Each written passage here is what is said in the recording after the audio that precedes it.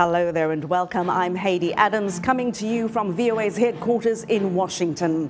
February is Black History Month in the United States. It's a time to reflect and honor the contributions of African Americans to society, culture, and the history of the United States.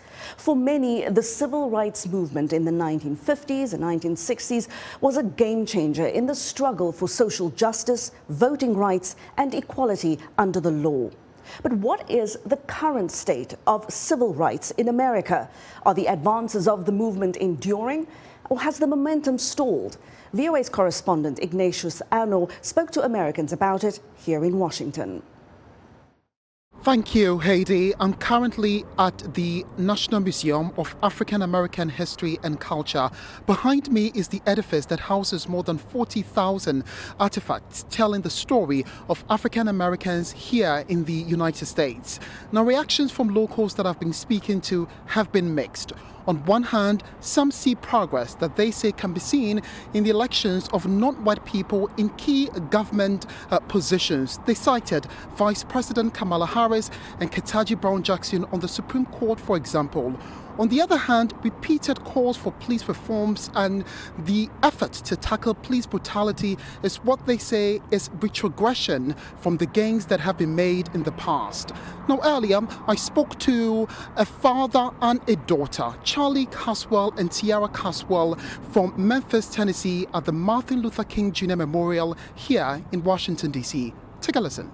I think that we have made some gains, but yet that we still have a way to go. And I think that is because of the systems that have been put in place have not been truly eradicated. I think that when we look at where we are as a people, we have to come to the knowledge that when this country was formed, a lot of it was formed for a people that didn't look like us. And as we come to the knowledge of who we are, I think as we come together in a greater capacity, that change would then create a new system in which we are seeing gains in our community.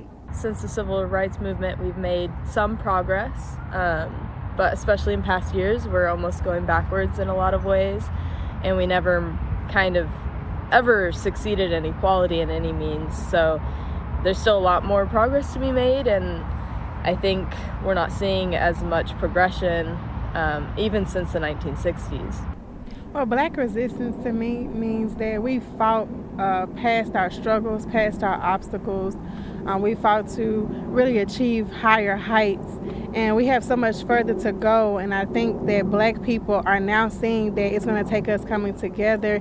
It's going to take us banding through some of our trials, some of our obstacles to really achieve the economic status that we're looking to achieve the educational status that we're looking to achieve. I think that when former President Trump went into office, it awakened the beast of racism, and seemed to me that we didn't realize that there were that many people still involved in the racism. So I think we've gone backwards in that regard, but we're more aware today, so I think we're moving forward anyway. I think you can't really erase anything in history. I think everything needs to be acknowledged, the good and the bad. I think for the sake of progress and for the sake of moving forward as a country of all races, I really think we need to acknowledge what happened in the past between races, and I think that it's important to not only acknowledge what happened, but also celebrate all of the cultural progressions that African Americans have made in this country. Well, that's Ignatius Arnold doing some great reporting for us here on Straight Talk Africa. Ignatius, thank you.